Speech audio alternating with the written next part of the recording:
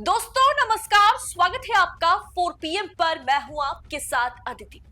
राहुल गांधी की एसआईटी ने वोट चोर को रंगे हाथ पकड़ा।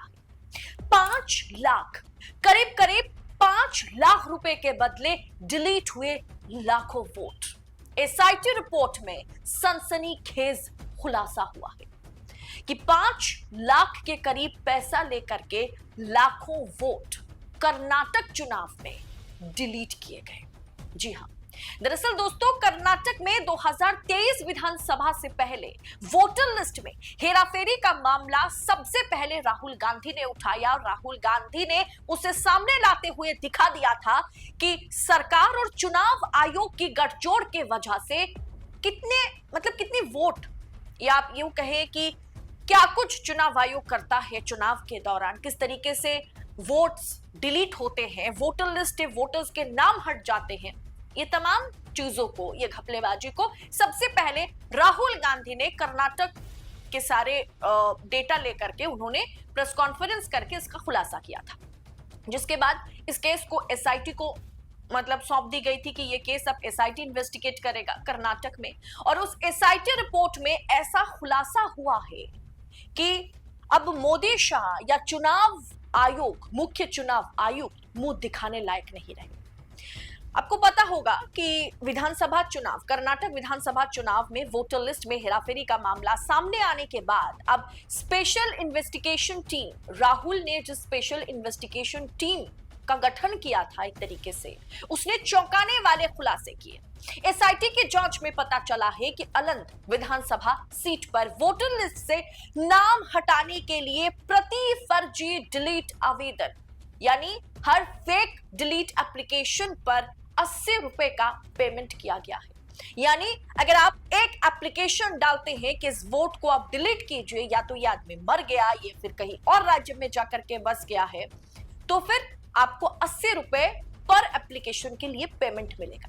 यानी एक वोटर को लिस्ट से हटाने की कीमत तय थी महज 80 रुपए। जांच में यह भी पाया गया कि चुनाव से पहले करीब करीब 6018 फर्जी आवेदन चुनाव आयोग को भेजे गए थे ताकि असली वोटर्स के नाम हटाए जा सके। यह वही मामला है जिसे राहुल गांधी ने वोट चोरी वाली टिप्पणी के चलते उठाया था। राहुल ने आरोप लगाया था कि अलंद सीट पर हजारों मतदाताओं की पहचान बना करके जाली आवेदन, यानी फेक एप्लीकेशन दिए गए थे ताकि कांग्रेस समर्थक मतदाताओं के नाम लिस्ट से हटाए जाए। अब एसआईटी की रिपोर्ट ने इस विवाद को नया मोड़ दे दिया है। एसआईटी के रिपोर्ट में जो खुलासा हुआ है वो चौंकाने वाला है। एसआईटी की जांच टीम का नेतृत्व डिप्टी एसपी अलसन बादशाह कर रहे थे और या अभी भी कर रहे हैं। टीम ने हाल ही में पूर्व विधायक और भाजपा नेता सुभाष गुट्टेदार के घर पर छापेमारी की और जांच के दौरान एसआईटी ने पाया कि कालाबुर्गी जिले में एक डेटा ऑपरेटिंग सेंटर से यह सब कुछ हो रहा था। डेटा ऑपरेटिंग सेंटर से ये फर्जी आवेदन भेजे जा रहे थे और इस सेंटर का संचालन मोहम्मद अशफाक और मोहम्मद अकबर नाम के 2 लोगों के हाथों में था।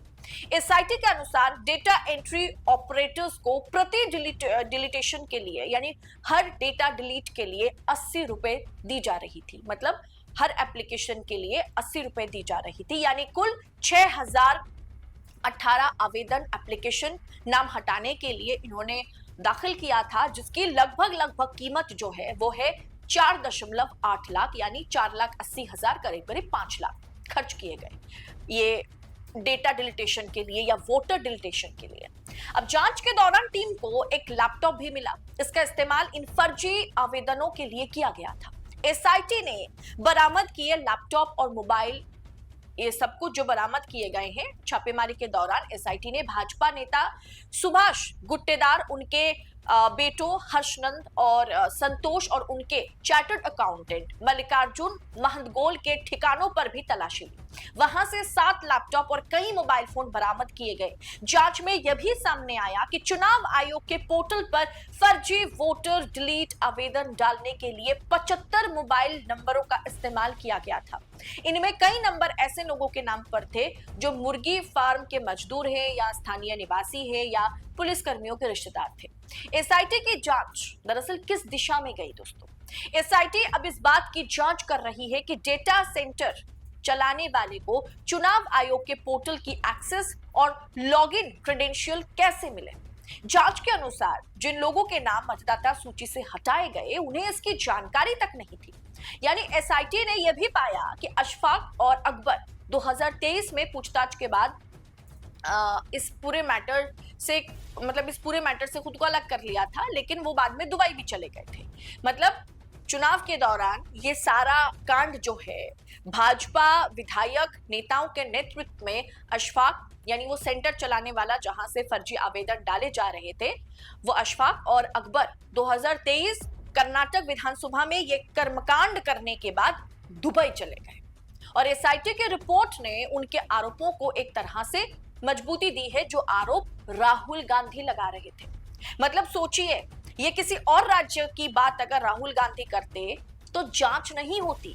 अगर इस तरीके से एसआईटी स्पेशल इन्वेस्टिगेशन टीम लगा करके जांच की जाए तो दूध का दूध और पानी का पानी हमेशा होगा।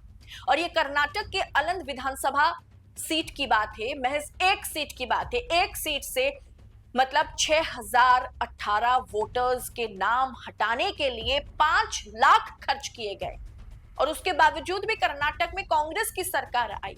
तो बाकी भाजपा शासित राज्य में क्या कुछ होता होगा जहां Bharatiya Janata party clean sweep कर जाती है। और दोस्तों, एसआईटी की इस रिपोर्ट को क्या चुनाव आयोग मानेगा? क्या चुनाव आयोग तवज्जो देगा? या फिर आप यूं कहें कि चुनाव आयोग की जो चमड़ी है ना वो इतनी मोटी हो गई है। मतलब ऐसा तो कहना नहीं चाहिए, बहुत ही अनपार्लियामेंट्री शब्दों का शायद मैं इस्तेमाल कर रही हूं, लेकिन लोकतंत्र में खड़े होकर के जब एसआईटी की इस तरह की रिपोर्ट आती है और उसमें मुख्य चुनाव आयुक्त शेरो शायरी करते हुए नजर आए, ठहाके लगाते हुए नजर आए, विपक्ष की मंशा पर सवाल उठाते हुए नजर आए, तो यही कहा जाएगा कि चुनाव आयुक्तों की चमड़ी इतनी मोटी है कि उन्हें इस तरह की रिपोर्ट से कुछ फर्क नहीं पड़ता।